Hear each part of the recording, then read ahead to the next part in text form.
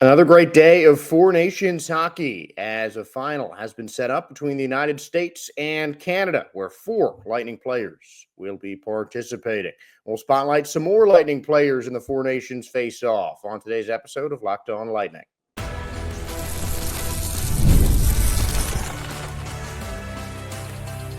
You're Locked On Lightning, your daily podcast on the Tampa Bay Lightning, part of the Locked On Podcast Network. Your team every day. Josh Sperber, thanking all of you for making Locked On Lightning your first listen every day. We're part of the Locked On Podcast Network, your team every day. And if your team is the Tampa Bay Lightning, then this is the show for you. And today's episode of Locked On Lightning is brought to you by FanDuel. Right now, new FanDuel customers can get $150 in bonus bets if your first $5 bet wins. And I would not have bet on all of the results of Monday night, but two games, the final two in regulation of the Four Nations face-off. Game one, Canada and Finland. And it was Canada who clinched their berth in the final of the Four Nations face-off. A couple of Lightning players got themselves on the board. Brandon Hagel with an assist and Braden Point with a goal. 3 assists for Sam Reinhart, 2 goals for Nathan MacKinnon in a 5-3 win for Team Canada over Team Finland. The first period was the only time the Canadians outshot the Finns, 11-5, and that is where Canada scored 3 of their goals. Finland had a 3-point third period, but a second period goal from Team Canada. That was Nathan MacKinnon's second. Braden Point got the third goal of the first period, and on the second goal, McKinnon's first, Hagel got the secondary assist. Connor McDavid once again got the first goal of the game for Team Canada, who did lose the face-off battle, winning just 48% of the draws, and were successful on the only power play that they allowed. And you got to respect Team Canada because they played the game exactly like you would expect for a team that is looking for a finals berth. And they knew that was all they had to do was just win. And a regulation win was all Team Canada needed. That was what they did. Obviously, you got to give a lot of credit to John Cooper, just coaching that team really well. But it was a masterful effort from Team Canada. You know, they moved the puck really well.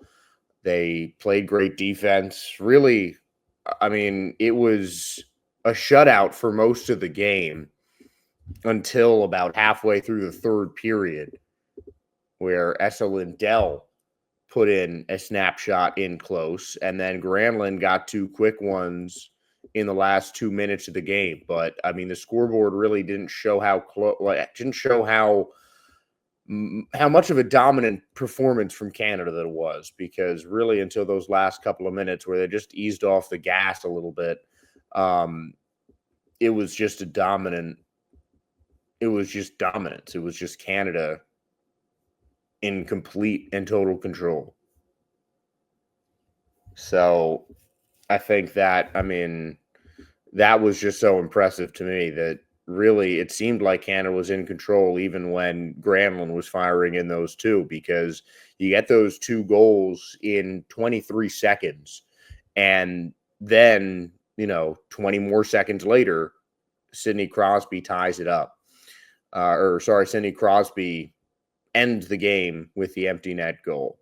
And the Lightning players as well. I really liked how Hagel and Cirelli moved. I mean, it's really cool to see your team's players, your favorite players, I think, at least for me, playing at a different level, like on the international stage, because you get to see you just get to see more of what they do for your team just in a different jersey.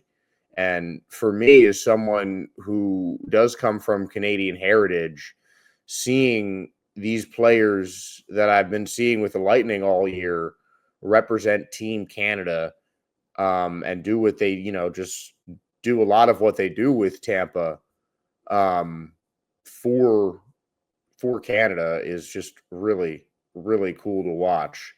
And that game, of course, set up the United States opponent in the Four Nations final.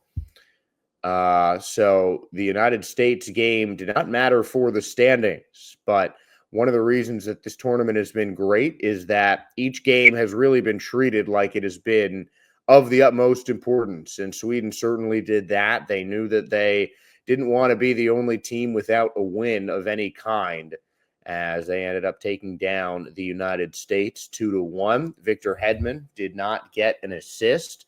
He was second on the team in shifts and led Sweden for the third consecutive game in time on ice.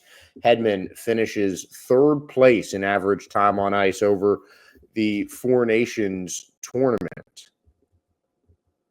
And only Esa Lindell and Cale Makar will finish ahead of Victor Hedman in terms of average time on ice. But just continuing to do whatever he can do for his team is Victor Hedman once again. He finished each game with a +1, had 1 assist in 3 matches for Sweden, and just continued to be their main guy on ice. I mean, you could tell that the defense was just at its best when Victor Hedman was there. And this was a game where the United States outshot Sweden by a pretty sizable margin. 10 more shots for the USA than for the Swedes. All goals scored in the first period. And the USA dominated on faceoffs as well. They won almost 57% of their faceoffs. And Jake Ottinger did a good job filling in for Connor Hellebuck, who was called by the broadcast team the best goalie in the world. But Sam Urson, 32 saves on 33 shots on net. He earned the second star in Sweden's lone win of the tournament, getting a regulation win over the United States, but Canada with the tiebreaker, a victory over Team Sweden to keep them out of the championship round. But I mean, I just really like how Sweden didn't just throw in the towel. I mean, the USA didn't either. I mean, both teams in the second game of the evening really kept their foot on the gas and did a good job of just demonstrating that this tournament really means something, not just to the fans who are enjoying it. I don't think I've heard a single person say something negative about this Four Nations tournament, but it showed that the players are taking this seriously as well. Listening to Erik Karlsson after the game in the post-game interview and just hearing any of the players talk about this tournament throughout these past couple of weeks, you can tell that this tournament really meant something to the guys, that, just playing for their country was enough to get these guys to really put on a show and really, really put their all and leave it on the ice, putting their all out there in these last couple of weeks. And it's really brought an entertaining tournament that I know myself and a multitude of NHL fans are already calling for this tournament to repeat again and again and again, because we have just seen, so many really solid games of hockey, and just the intensity that these guys play with, and the national pride that is so evident, is great, because you don't see that many things happen during All-Star weekend, other than the NBA's slam dunk contest, that receive kind of a popular reception nowadays. And I really think that this Four Nations tournament can bring All-Star break back. I mean, this is just such a great idea from the NHL, and You know, each nation really gave their best every single game, and I'm excited for the championship coming up on the 20th.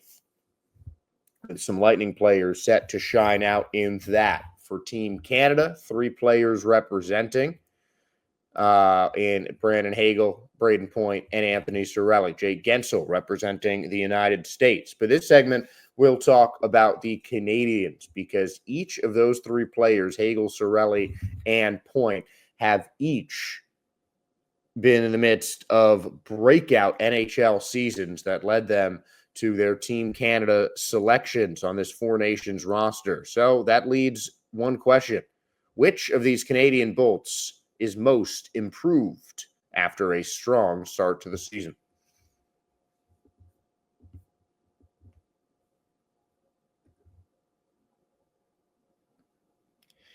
In sports, having a winning strategy is everything. It's how the best teams make it to the Stanley Cup, the Super Bowl, the World Series, and the Olympics. The same goes for life. Having a strategy like life insurance from SelectQuote can protect your financial legacy and keep your family's future secure.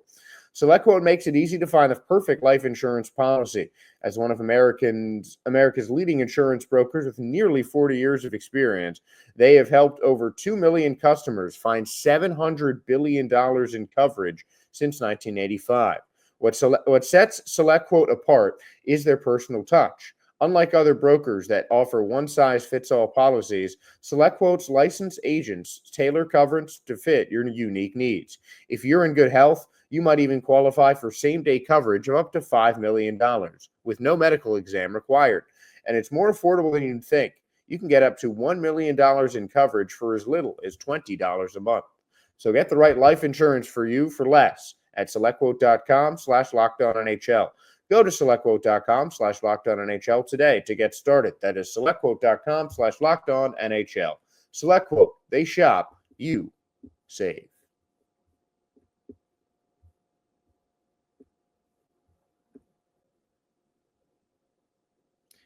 Team Canada was paced by the Tampa Bay Lightning players, 3 Lightning players, a coach, and a general manager on Team Canada.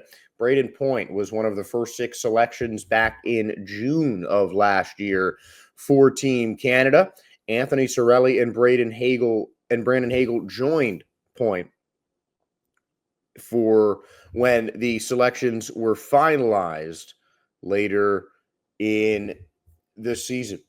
And at the beginning of the season, Braden Point was the player that I had tabbed that really needed to step up on the Tampa Bay Lightning offense for them to have some success. He certainly did and is in the top 10 in goals scored in the entire NHL with 31, on track for a career high in both goals and assists with 31 goals and 27 assists through 50 games. That has Braden Point on the Lightning list, number 3rd on the team in points.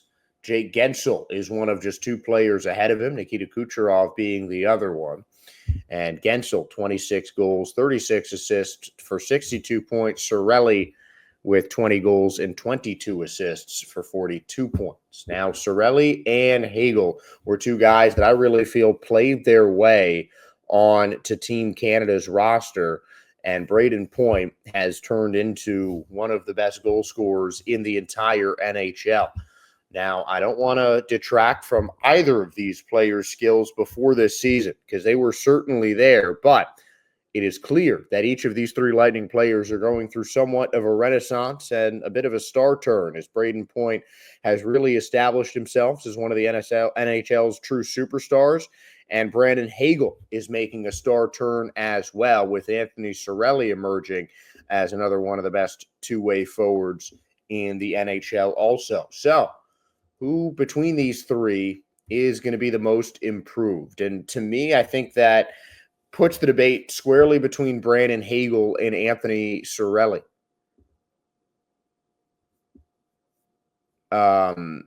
Cirelli has emerged as a Frank Selke finalist. I think Hagel has as well.